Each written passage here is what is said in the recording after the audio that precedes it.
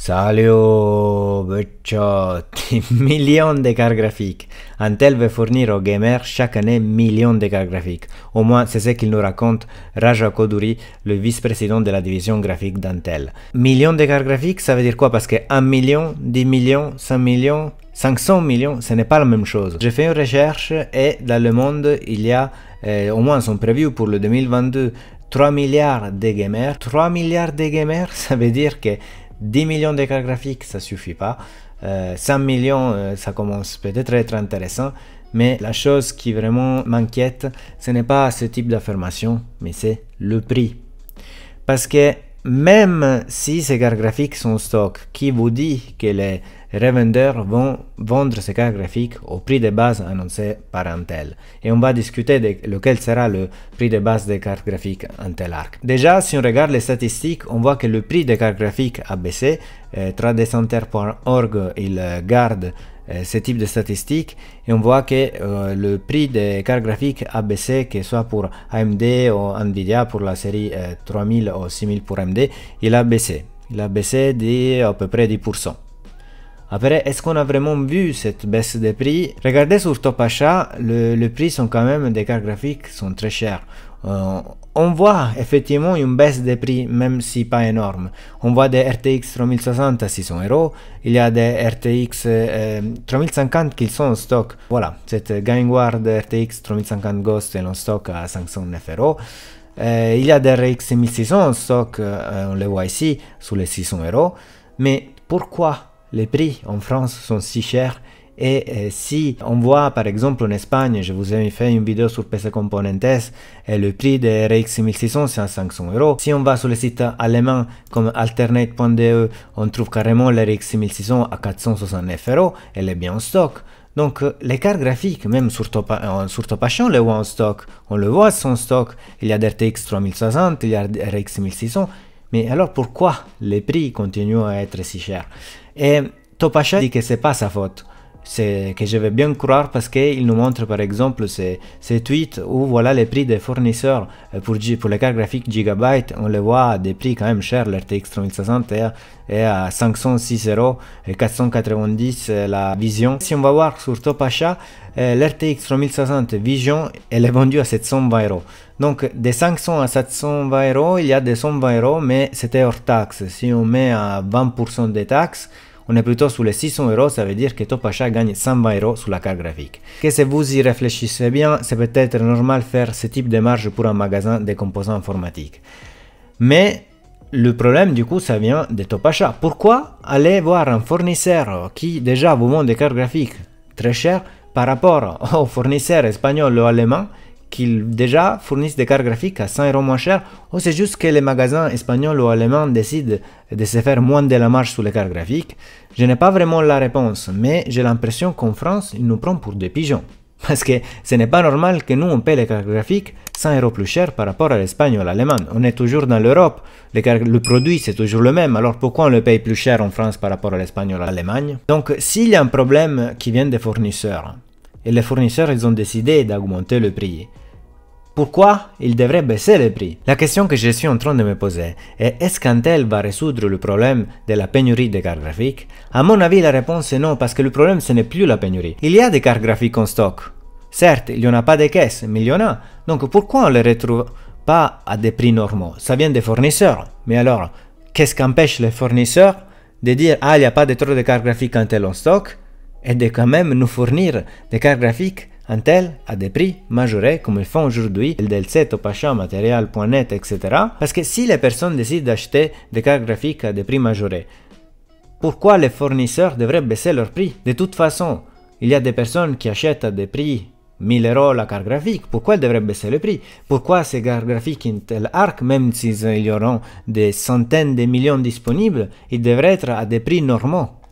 Est-ce que les prix vont vraiment retourner à la normalité? Et à mon avis, c'est non. Parce que, imaginez-vous, Top Achat, il a un fournisseur qui lui vend des cartes graphiques à ce prix-là.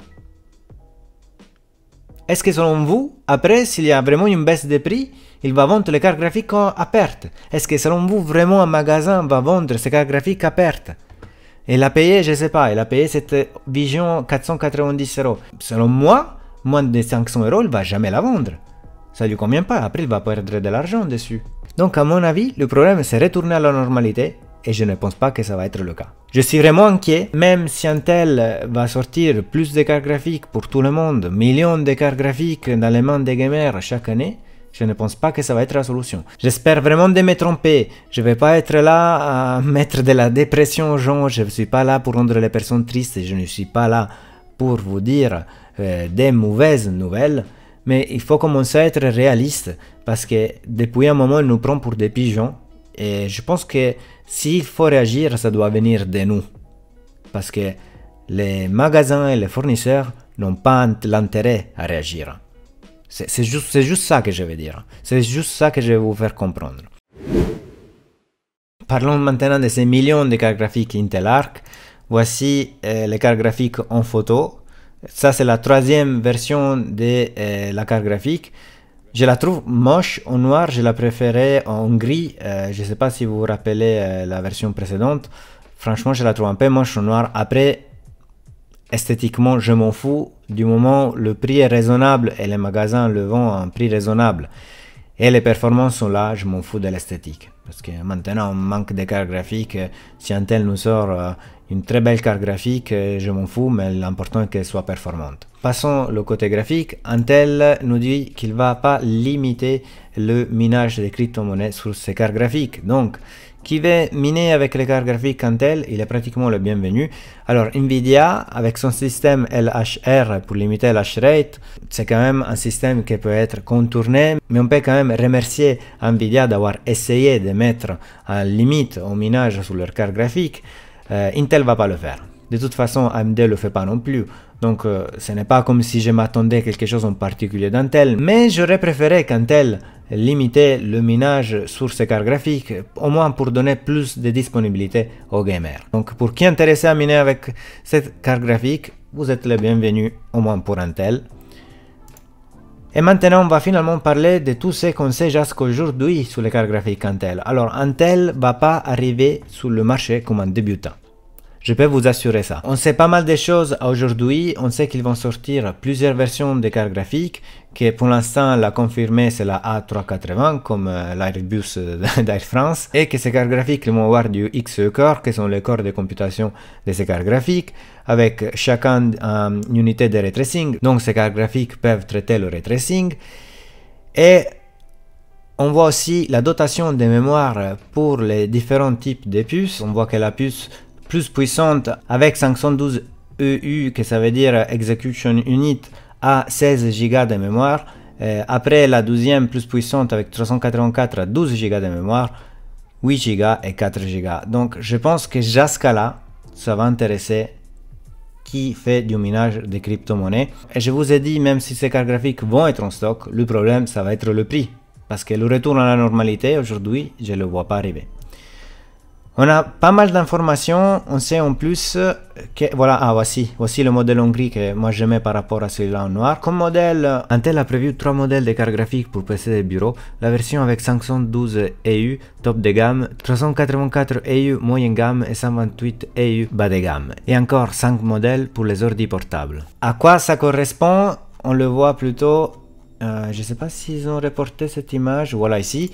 Le modèle à 512 EU c'est équivalent à une RTX 3070 voire 3070 Ti avec un prix affiché entre 400 et 500 euros, prix pénurie entre 700 et 1000 euros. Le modèle à 384 EU c'est équivalent à une RTX 3060 voire 3060 Ti avec un prix affiché entre 300 et 400 euros, plutôt entre 600 et 800 euros si on tient compte de la pénurie. Le modèle à 128 EU c'est équivalent à une GTX 1650 avec un prix affiché entre 150 et 200 euros, entre 300 et 400 euros si on tient compte de la pénurie. Quand elles vont sortir ces cartes graphiques, normalement ils étaient prévus pour mars, maintenant ils devraient les présenter en mars et plutôt être disponibles en mai. Ils avaient prévu pourquoi en 2022, donc ils avaient du temps jusqu'à mars, mais finalement je ne pense pas qu'ils seront disponibles en mars, plutôt il faudra attendre mai. Pourquoi je vous dis qu'Intel va arriver sur le marché, mais pas comme un débutant sur le marché? Parce que quand même les cartes graphiques arrivent avec du ray tracing, ils arrivent avec une technologie équivalente du DLSS, que c'est du XESS. Le XeSS, c'est une technologie équivalente au DLSS d'NVIDIA. Au contraire du FSR d'AMD qui c'est juste une mise à l'échelle spatiale, c'est une vraie reconstruction temporelle de l'image grâce à l'intelligence artificielle. Selon Intel, cette technologie permettra de doubler les performances à la même résolution et sans perte de qualité graphique, ou de pouvoir jouer à une résolution plus élevée sans trop perdre de performance et de qualité graphique. On a l'impression qu'Intel vend du rêve, je ferai des tests dès que j'achèterai une carte graphique d'Intel. Donc cette technologie nous permettra de booster l'FPS sans trop perdre en détail graphique et surtout, un peu comme le Dell DSR, nous permettra de pouvoir jouer à une résolution plus élevée sans trop perdre en détail graphique. Comme on le voit ici dans Hitman 3, vous voyez cette image à la résolution Full HD et la même à la résolution 4K avec du XeSS activé. Et je pense que même la qualité d'image est meilleure par rapport à celle-là native à la résolution Full HD. Et du coup, ça vaut le coup de l'activer pour pouvoir jouer à une résolution majeure. Après, il faudra voir l'impact sur les performances.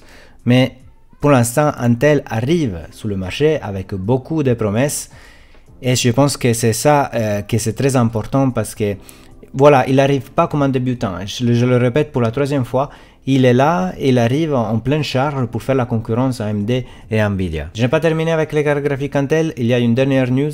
Apparemment, Intel va activer du resizable bar aussi sur leur carte graphique, exactement comme Nvidia et AMD, sauf qu'AMD il l'appelle Smart Access Memory.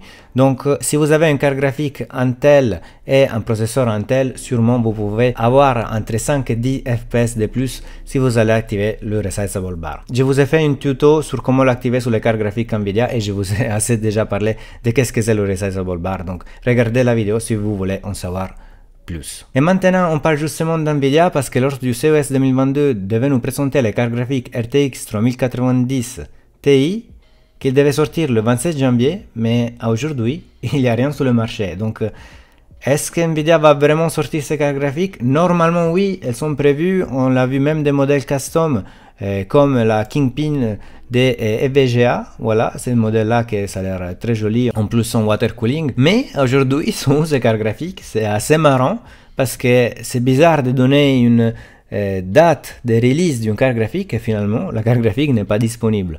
Je ne sais pas, à ce moment-là, ne pas donner une date, c'est mieux parce que c'est vraiment une figure des crétins qu'elles font dans ces cas-là Nvidia. Mais bon, je sais pas. Je pense qu'ils vont sortir plutôt maintenant, je dirais, vers la fin de février. Et on va voir des RTX 3090 Ti, des cartes que je crois avoir lu qu'ils ont déjà 5000 € en vente dans certains magasins. Pas en vente, mais au prix affiché. Voilà. Pas en vente, mais au prix affiché de 5000 $. 5000 € pour une carte graphique, sérieux? Déjà, c'est une carte graphique qui ne sert pas à grand chose, mais 5000 €. Je commande plus parce que ça n'a vraiment plus de sens. Et on passe maintenant au rouge parce que c'est confirmé, les cartes graphiques d'AMD 6950 XT, 6850 XT et 6700 XT vont sortir au même processus de production à 7 nanomètres. Ils vont sortir sur le marché. Quand, pour l'instant, on ne le sait pas, mais ils vont sortir. Normalement, ce sont des cartes graphiques qui prévoient un 10% de performance en plus par rapport à leur version de base. Ça veut dire que la 6850 XT, ça va être 10% plus performante de la 6800, la 6950 de la 6900, etc. Et ça, c'est dû parce que ces cartes graphiques vont avoir plus de stream processeurs et de mémoire graphique. Je ne vois pas trop pourquoi augmenter la quantité de mémoire graphique, par exemple de passer de 16 à 18, en sachant que 16 déjà ça suffit. Je vous ai fait une vidéo sur la VRAM pour les cartes graphiques. Je ne vois pas pourquoi augmenter, je sais pas. Juste pour gagner quelques FPS en plus et faire la concurrence à l'RTX 3090 Ti, je pense que c'est la seule raison, parce que sinon je ne vois pas c'est pourquoi augmenter aussi la VRAM. Mais bon, déjà augmenter les stream processeurs ça aurait suffi pour avoir ces peu de FPS en plus. Mais bon, vous savez, c'est vraiment pour se faire la concurrence qui a la carte graphique plus puissante. Je ne sais pas quoi sert, mais juste pour montrer sa supériorité peut-être. Mais ce n'est pas là qu'on veut voir une supériorité d'une entreprise ou de l'autre, mais déjà s'il nous donnerait plus de disponibilité au lieu de se faire la guerre à qui a la carte graphique plus puissante, ça serait mieux. Et on passe à la dernière news. C'est confirmé que les cartes graphiques RX 7000 d'AMD vont être sur du MCM multi-chip module, donc ça va être plusieurs puces mises ensemble pour réaliser une seule carte graphique, ça va être des bêtes de cartes graphiques. On va voir doubler, voire tripler les performances des cartes graphiques actuelles jouées à la résolution 4K. Ça va être super simple avec ces cartes graphiques. Et comment on fait à savoir ça? C'est parce qu'un ingénieur a dévoilé sur LinkedIn, maintenant son profil il est plus disponible, qu'il travaille sur Navi 31 avec un processeur de gravure 5 nanomètres et 6 nanomètres.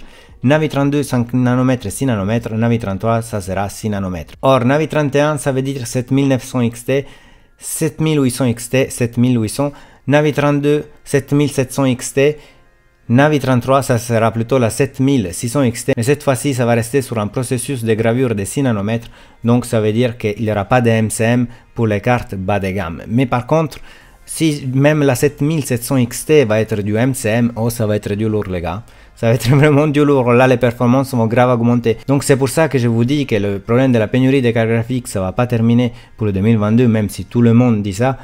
Parce que si ces cartes graphiques vont augmenter tellement les performances, ils vont être vraiment très intéressants pour faire du minage de crypto-monnaies. J'imagine même pas si on peut doubler les performances au niveau gaming, même au niveau du minage, ils vont doubler. Et sûrement tout le monde voudra acheter ces cartes graphiques, ils seront en rupture de stock, encore augmentation des prix, blablabla.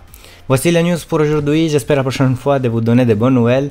Mettez un like si cette vidéo vous a plu, abonnez-vous pour avoir plus de news sur l'informatique et des conseils sur l'informatique. Écrivez-moi dans les commentaires ce que vous pensez des millions de cartes graphiques d'Intel et de la pénurie de cartes graphiques. À la prochaine Compica, ciao.